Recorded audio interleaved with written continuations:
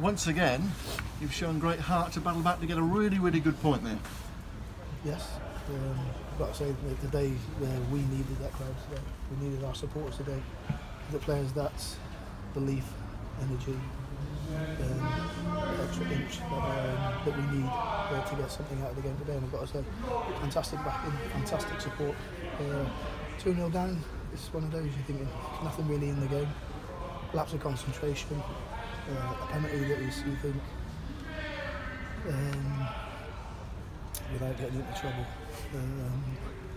Referee gives a penalty. Soft? Well, yeah, no point going there. He asked to speak to me at half time, which I did. Why was that? Because I asked a member of my staff was saying something to him and I told him not to. And then he said that he wanted to speak to me because I said something to him. And I said, well, I spoke to my member of staff and asked him not to talk to you. He said that the way that I said it was intimating something. Oh well, on you went, but quite a calm, level-headed bloke, but you were ranting and raving down there, clearly disappointed with the officials or your side in the first half? Again, yeah, but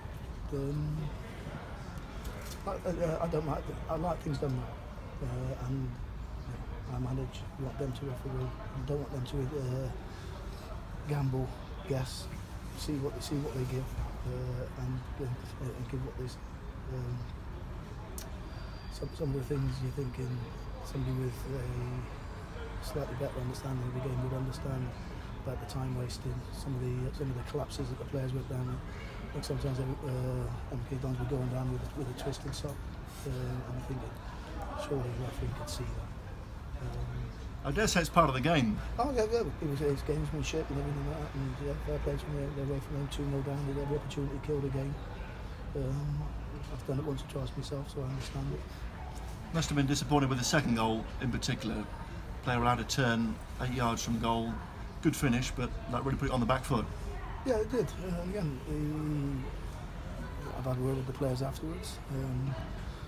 We cited a scripture that I took from a book last week that's been up in the changing room for a week. And it's pretty self-explanatory. It's not meant to confuse anybody, but there is a message within it. If you want me, I'll bring it up to you, or I'll get somebody to take a picture of it. And it's nothing. There's a message there, and it's quite straightforward, quite self-explanatory. So yeah, I'll get somebody to run down and take a picture of it and bring it up to you, and then you can see what you make of it. I think it's good. It's not only about football; it's about life. You can change the wording from player to people or person. It's a good foundation for individuals.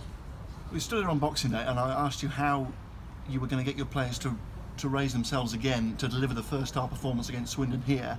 That clearly didn't happen, and I suppose the reverse question from Boxing Day: what do you account for the drop-off, perhaps, in terms of the pace you weren't able to play with today? That was clearly evident on the Boxing Day. We had opportunities to play, and we had a spare man in midfield, didn't utilise it, and then our control was off, misplaced passes, wrong pass choices. So when you're playing against a team that are allowing you to play, you've got to be brave. Go and get on the ball, know where you're going with the ball, receive, set yourself, play, deliver, move the ball quickly, get yourself into areas on the pitch that have been identified that we could cause teams problems. And again, the simple things, the basics, that we weren't doing well. The ball's going astray, people looking for the next pass at the wrong time, or you can't. Even at second division football, if you wait to control the ball and then have a look where you're going to go with the ball, the likelihood is somebody's going to close you down. The key is the things that we work on in training, knowing your next pass, setting yourself with your pass, knowing where you're going, rather than being reactive to where your touch takes you. Sometimes being a continuity player, which means opening out, keeping the ball flowing, keeping it moving, and areas of the pitch to express yourself, which is normally in the final third when you work the ball into that area with quality. You need to do a trick to get out of trouble in the middle of the pitch. The likelihood is you haven't worked early enough and you haven't worked well enough. There's a level of frustration because we had an opportunity. We would have had an overload in our own half with the territorial advantage we had an extra man sitting in midfield.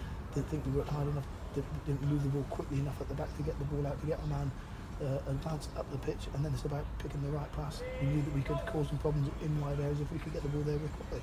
The easy thing to do is to put the ball down and boot it and go and play fight ball. And I'm saying, well, for us to progress, and we will progress, you need to be game understanding, pass appreciation and bravery to go and get on the ball and do the right things at the right time. You said on Boxing Day there was no fear in the dressing room. You clearly played like that on Boxing Day. Was there an element of that in the first half in particular here? Was there an element of playing against a good side, not quite sure what choice to make? There's no fear in that changing room. I don't think the fundamentals were in place. Pass, control, play.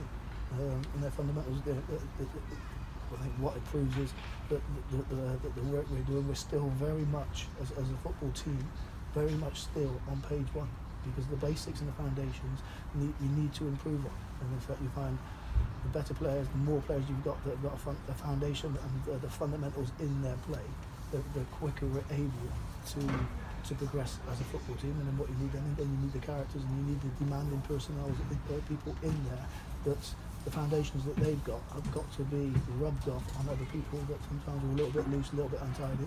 It's one of those. Well, we need to drag them up to our level, rather than get dragged down to their level. And then if you can't, there's a saying, if you can't change players, change players. I'll take your word for it. Is that your board downstairs? No. That's part of my managerial manifesto. I want to improve players. And I want players to enjoy working, enjoy the demands that I put on them. But ultimately, if players can't adhere to the fundamentals that I try and put in place for them, we'll see them potentially have a career. If they can do that, then you need to go and jump on another bus. Because at the minute we're still very much on page one. We haven't progressed. Pandemonium at the end there, but what is your overall reaction? Is it elation about the comeback, or is it relief that perhaps a below par performance has at least delivered another point? I think the ending shows the fundamentals, that the support is here for this football team. I think the reaction of the crowd, how the crowd stayed with us, and then even more so than when we got a goal back from the corner, it was one of those you could tell they were going to get that ball in the net for us. And I think that shows a unity that's growing. It's there. There's a bond there. Again, we need now to deliver more. David Buchanan on the bench today. What was the reasoning for that? Because I picked the team. Was he obviously wasn't injured because he was on the bench available to play? No, that was fit. I think I've mentioned it before. I don't think now's the time to speak about individuals that haven't made the starting 10, starting 11 or entered the field of play. There's no problem with David. He's fit, well, commendable his performances so far. They've got a team selection today. So if you're saying what was the reason, the reason is very similar. I picked the team. I don't know anybody in that changing room, the starting place. I'm brave enough to make decisions and try things that I think will give us an edge.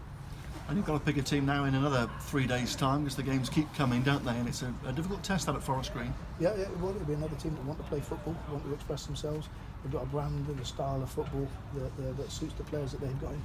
Again, what you're finding is I'm still very much playing with somebody else's team and somebody else's players, somebody else's personalities, and I'm trying to mould, generate a belief in myself, in the systems, and also in the way that I work.